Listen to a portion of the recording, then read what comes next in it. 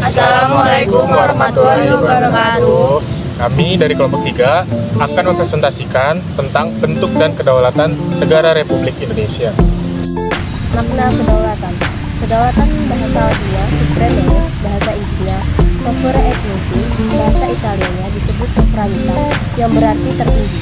Kedaulatan dalam bahasa Arab daulat yang artinya kekuasaan. Kedaulatan dari berbagai bahasa ini dapat diartikan sebagai wewenang, satu kesatuan politik. Kedaulatan menurut Jack H. Nagel mempunyai dua arti penting, meliputi lingkup kekuasaan dan jangkauan kekuasaan. Lingkup kedaulatan mencakup aktivitas atau kegiatan dalam fungsi kedaulatan, sedangkan jangkauan kedaulatan berkaitan dengan siapa yang menjadi subjek dan pemegang kedaulatan. Kedaulatan menurut Jean Bodin mempunyai tiga sifat pokok, yaitu 1. Absolute atau absolut, 2. Indivisible atau tidak terbagi, 3. Permanen atau abadi. Jimli Asidik, mewakili Scholar dari Indonesia, menyimpulkan bahwa kedaulatan adalah sebagai kekuasaan tertinggi dalam suatu negara atau kesatuan yang tidak terletak di bawah kekuasaan lain. Kusnardi dan Harmaili Ibrahim mengemukakan rakyatlah yang dianggap sebagai pemilik dan pemegang kekuasaan tertinggi dalam suatu negara. Hatta yang mempunyai pandangan bahwa kedaulatan rakyat berarti bahwa kekuasaan untuk mengatur pemerintahan dan negara pada rakyat. Rakyat yang berdaulat berkuasa untuk menentukan cara bagaimana ia harus diperintah. Bentuk negara dan susunan negara Republik Indonesia menurut Undang-Undang Dasar 1945. Bentuk negara menyatakan susunan atau organisasi negara secara keseluruhan. Mengenai struktur negara yang meliputi segenap unsur-unsurnya, yaitu daerah, bangsa, dan pemerintahannya.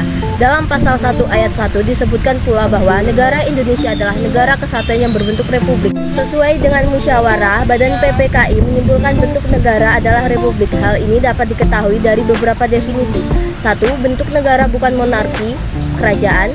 2. Kepala negara dipilih dan tidak turun-menurun. 3. Masa jabatan kepala negara ditentukan dalam kurun waktu tertentu. Perkenalkan, nama saya Buktimal Selitonga dengan NPM 22120111216. Di sini saya akan mempresentasikan tentang sistem pemerintahan Indonesia menurut Undang-Undang Dasar 1945. 1. Sistem pemerintahan Indonesia pra-amandemen Undang-Undang Dasar 1945. A. Sistem pemerintahan menurut sifatnya. Pasal 4 dan 17 Undang-Undang Dasar 1945 menunjukkan bahwa pemerintahan Indonesia menganut sistem presidensil, di mana presiden menjadi kepala eksekutif atau pemerintahan dan mengangkat serta memberhentikan para menteri yang bertanggung jawab kepadanya. Tapi jika dilihat dari pasal 5 ayat 1 dalam hubungannya dengan pasal 21 ayat 2 Undang-Undang Dasar 1945, dapat dipastikan bahwa sistem presidensil tersebut bukan sistem presidensil sepenuhnya. Karena menurut pasal tersebut, Presiden dan DPR bersama-sama membuat undang-undang, yang berarti sistem pemerintahan presidensil Indonesia itu bukan merupakan pelaksanaan dan ajaran trias politika. B. Sistem pemerintahan menurut pembagian kekuasaan. Undang-Undang Dasar 1945 pada dasarnya tidak menganut sistem pemisahan kekuasaan atau trias politika, sebagaimana diajarkan oleh Montesquieu, melainkan menganut sistem pembagian kekuasaan karena 1. Undang-Undang Dasar 1945 tidak membatasi secara tajam bahwa setiap kekuasaan itu harus dilakukan oleh satu organ atau badan tertentu yang tidak boleh saling ikut campur tangan. 2. Undang-Undang Dasar 1945 tidak membatasi kekuasaan itu bagi atas 3 bagian saja, dan juga tidak membatasi pembagian kekuasaan dilakukan oleh 3 atau badan saja. 3. Undang-Undang Dasar 1945 tidak membagi habis kekuasaan rakyat yang dilakukan oleh MPR pasal 1 ayat 2 kepada lembaga-lembaga lainnya. Undang-Undang Dasar 1945 menetapkan 4 kekuasaan dan 7 lembaga negara sebagai berikut. 1.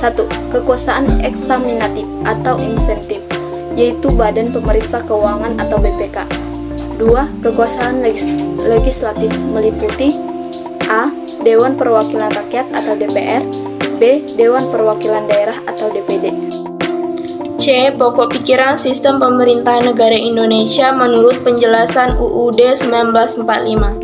Sistem pemerintahan Indonesia menganut sistem presidensi. Penjelasan itu dikenal 7 buah kunci pokok.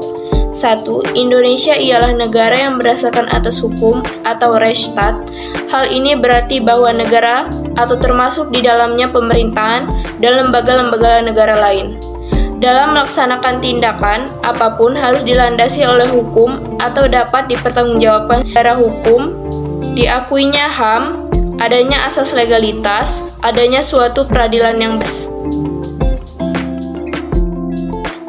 3. Kekuasaan pemerintah negara atau eksekutif, yaitu presiden dan wakil presiden. 4. Kekuasaan kehakiman atau yudikatif meliputi A. Mahkamah Agung, B. Mahkamah Konstitusi, C. Mahkamah Yudikatif. Jika terdapat lembaga-lembaga lainnya yang tidak diatur oleh Undang-Undang 1945, maka lembaga-lembaga itu termasuk dalam pemerintahan yang disebut sebagai lembaga pemerintahan Regering Organen, dan lembaga-lembaga administrasi negara atau administratif organen, misalnya pemerintahan daerah dan pemerintahan desa. 2. Sistem konstitusi. 3. Yaitu kekuasaan negara yang tertinggi berada di tangan Majelis Permusyawaratan Rakyat atau MPR. MPR mempunyai tugas 2, yaitu yang pertama, menetapkan undang-undang dan garis-garis besar dari haluan negara. Yang kedua, memilih dan mengangkat presiden dan wakil presiden. Yang keempat, presiden ialah penyelenggaraan pemerintahan negara yang tertinggi di bawah Majelis Permusyawaratan Rakyat. Yang kelima, presiden tidak bertanggung jawab kepada Dewan Perwakilan Rakyat. Yang keenam, Menteri Negara ialah pembantu presiden. Yang ketujuh yaitu kekuasaan kepala negara tidak terbatas kedudukan DPR adalah kuat. Dewan ini tidak dapat dibubarkan oleh presiden. 2. Sistem pemerintahan Indonesia pasca amandemen Undang-Undang Dasar 1945. Sebagaimana diketahui, Undang-Undang 1945 berlaku sampai periode 18 Agustus sampai 27 Desember 1945. Dalam periode 5 Juli 1959 sampai dengan sekarang. Keberlakuan Undang-Undang Dasar 1945 dalam kurun waktu kedua dapat dibagi dalam 5 Juli 1959 sampai 12 Maret 1967. Dikeluarkan ketetapan MPR RI nomor XXX11 atau MPR 1967 dan 12 Maret 1967 sampai 21 Maret sampai dengan sekarang. A. Konsep negara hukum. Implementasi ketegangan konsep negara hukum Indonesia adalah sistem pemilihan umum secara langsung oleh rakyat.